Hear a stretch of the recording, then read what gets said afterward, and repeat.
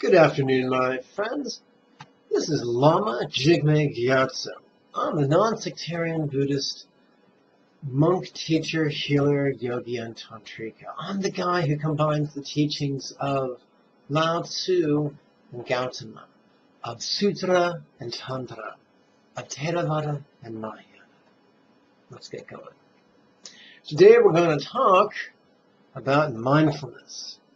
Now, for the last 20, 30 years, poor mindfulness has taken a beating. It's on the ropes. It's terrible. Let's clear some things up about mindfulness. Mindfulness doesn't mean focusing on your present moment surroundings so you can ignore the storm raging in your heart. Not so much with that. Mindfulness doesn't mean taking itsy-bitsy teeny little steps as you walk across a room and feeling all spiritual about it. There is something that I like to call the contemplative trifecta. No, we're not talking about gambling. We're talking about three things that are crucial to Buddha's method of meditation. There are many schools of meditation. I'm not here to denigrate any of them. But I am here to draw a contrast. There are different schools of meditation with different premises, different techniques, and different goals. And if someone says, well, all paths lead to the same goal, it's either they're lying, they're mistaken, or they're being so generalized that they're no earthly good. For instance, if I say, well, everyone has peace as the goal, that doesn't mean they're going to get there, and it doesn't mean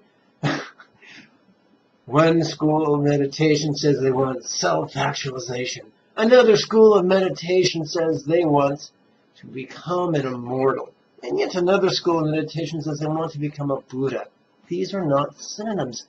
These are different goals. So let's put our Taoist books on one shelf, our Hindu books on a different shelf, and our Buddhist books on a third shelf. Now, when Buddha taught, Buddha's method was simple. You have a home base. The most frequent home base that Buddha recommended was either love, he called that metta, or compassion, also known as karuna. So love or compassion is our home base. It's mindfulness that notices when mind moves. Remember, it's not our job to ignore the movement of mind, or to repress the movement of mind, or just to indulge the movement of mind. Oh, sure, mind, go where you want, do what you want, I'll just sit here and buff my nails. No.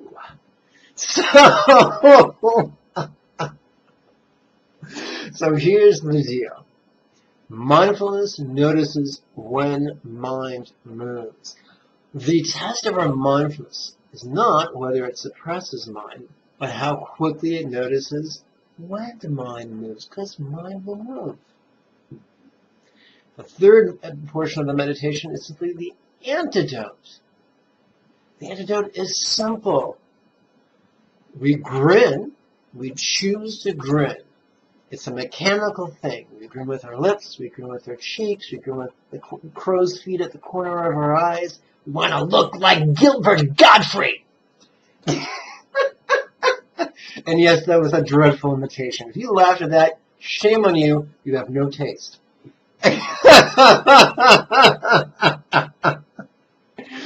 Okay, so we choose to grin. Why? Because it's funny that our minds moved. It's funny that we took a break from compassion or love. No. It's funny to remember something painful. No. It's funny to think about something dreadful. No. We choose to smile because, number one, it feels good. Number two, it's useful to the contemplative process. And number three, noticing that mind has moved means we've exercised our mindfulness. And then we get to exercise the antidote. Because after grinning on the in-breath, we relax on the out-breath. And that's where the bliss is released. What was it, 10, 15 years ago, there was a very popular song, Who Let the Dogs Out? Well, this is to let the bliss out. And the answer is a quality out-breath. Choosing to relax on the out-breath releases the bliss. Was it a year ago, maybe 2 years ago? The internet was full of memes saying, release the Kraken. So that's what we're doing. When we relax on the out-breath, we're releasing the bliss. Now, some people might say, well, hey, why not just make smiling and relaxing my home base? And the answer is because then you'll have no antidote to go to. Now, wait, what about mindfulness breathing?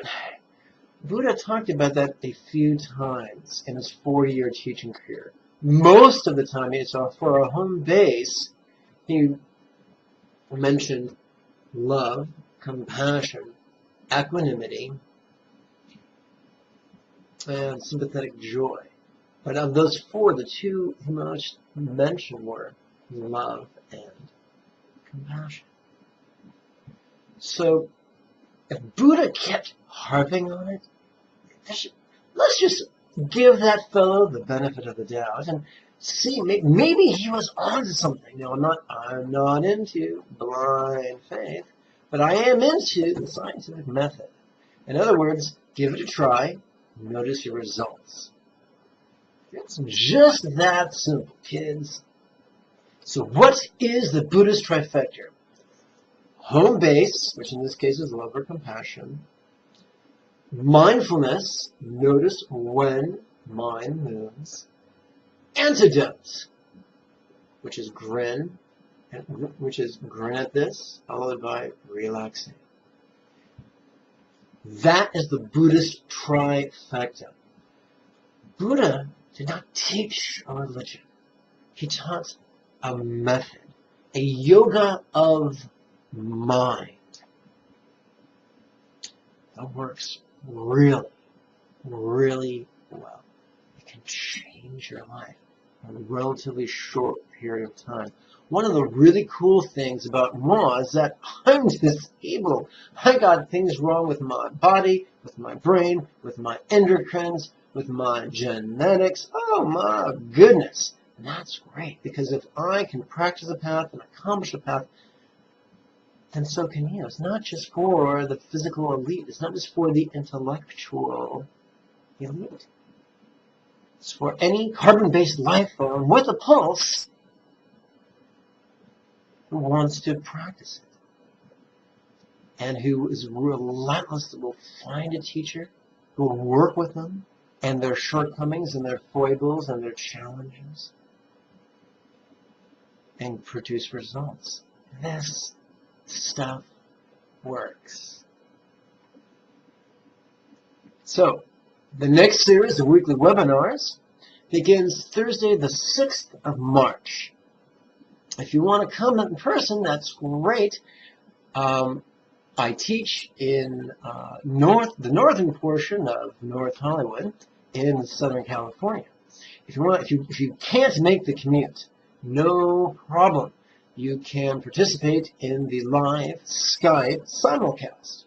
Sadly, there's only so much room on my Skype auditorium, and there's only so much room in my venue. So by all means, if you want to participate, register. Below this video is a link, lamajigme.com. Go there to register. Some people, that's the word I'm thinking of. Some students give me $35 class, some give me more, some give me less, some give me nothing. The question is not how deep is your wallet or deep is your pocket. The question is, how earnest are you? If you really want to come to class and there's room in you, because I don't want to get in trouble with the fire marshal, if you really want to come to class, you've come to learn and you're going to do your homework, you're welcome. No problem. May you and yours be healthy and happy. Oh, before I let you go, if you have any questions, or you just want to give me a cyber hug, leave a comment either on YouTube or on Facebook using the links below. Bye-bye.